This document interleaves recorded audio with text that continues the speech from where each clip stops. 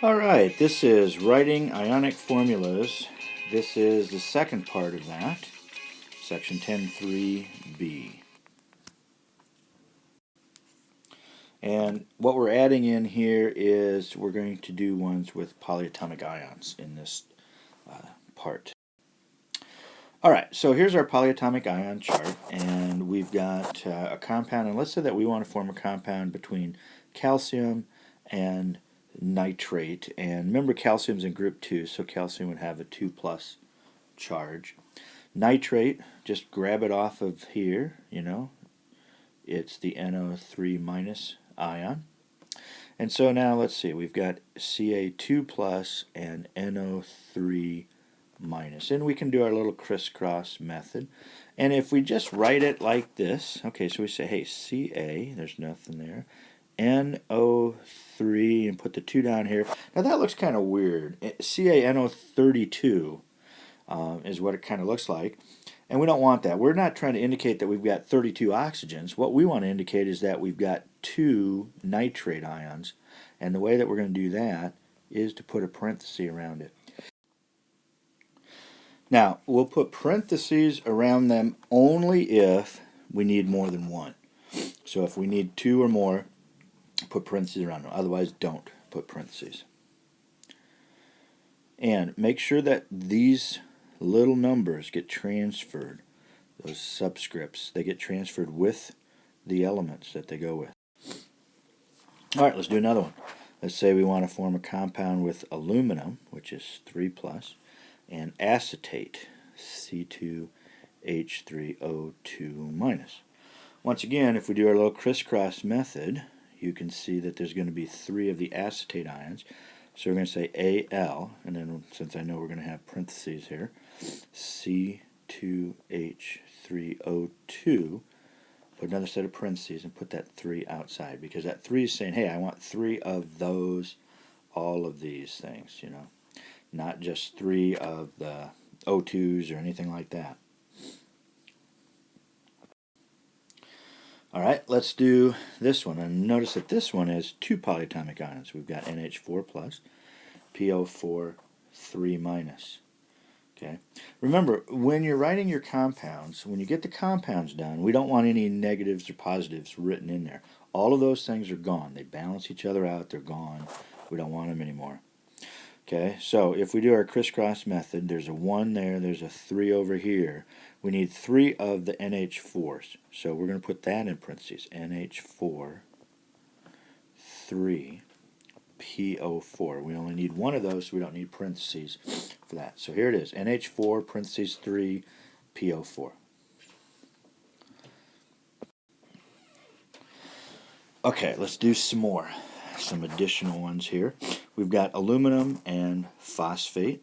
Notice that, if we do our crisscross method, we've got a 3 and a 3, and that's going to be an issue here. So those are ones that you want to catch right away and just say, oh, those are the same. So I can just put them together. So AlPO4, so AlPO4. Barium and chlorine. Okay, this is kind of back to a binary one. Notice that there's no polyatomic ion. There's just 2 elements. So crisscross method, we would cross this one over here and so on. BaCl2.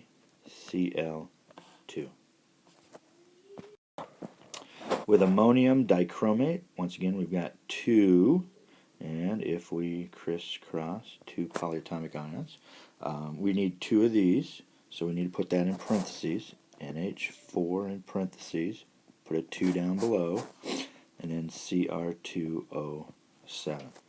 So we have ammonium dichromate. Okay, so notice how I did this with the name. It's ammonium, just tells me the name, and then the other part of the name, dichromate. Or sodium carbonate. And when we have the names, just figure out, okay, well, what's sodium? Well, that's Na+. What's carbonate? Well, if you look it up, if you don't have it memorized, it's CO3 2 minus. Run our little crisscross method. Na2 CO3. We don't need parentheses here because this is just one thing. So you wouldn't need to put that in parentheses. All right, last one, lead 4 sulfate. This Roman numeral always tells me the charge. So that tells me it's a 4 plus, sulfate's a 2 minus. If we do the crisscross method with this one, we're going to have a little issue, because anytime you have even numbers like that, you're going to have a problem. So you're going to have to reduce it down. And I think it's just easier to think of it, hey, I need 2 of these, 2 SO4, 2 minuses, and just 1 of the PBs. So it's going to be PB, and then in parentheses, SO4, 2, because I need 2 of them. So there's 2 of these, 2 times the -2, and then there's a 4 plus, and those cancel. Okay? Alright, I want you to stop the video now, and I want you to work these 5 examples, and when you get done, start it, and go through them with you. But I want you to do them on your own first. This is just one of those things that it just takes practice, and lots of it. And so you just need to stop the video, do these yourself, come back and see how you did. Alright, so let's do this. Sodium bromide would be Na, Br, 1 to 1. Calcium hydroxide. Now this is a real common one that people make this mistake on. They forget the parentheses a lot of times. And they say, oh, a CaOH2. And that looks like a good normal formula, so they kind of forget it. But remember, this 2 is for this whole thing. So there needs to be parentheses there. If you didn't have parentheses, I would count it wrong. Iron 3 nitrate. Well, crisscross. We're going to get Fe, parentheses, NO3, 3. Okay. Barium fluoride. Crisscross, this one's pretty easy. BaF2. And nitride. This one's a little tricky because nitride, that might be something different. We haven't really talked about the group 5. Nitrogen can form this negative ion. It's a -3.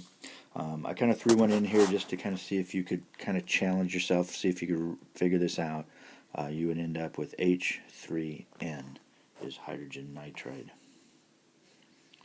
All right, so those are the examples. If you got all those right, that's good. You're on the right track.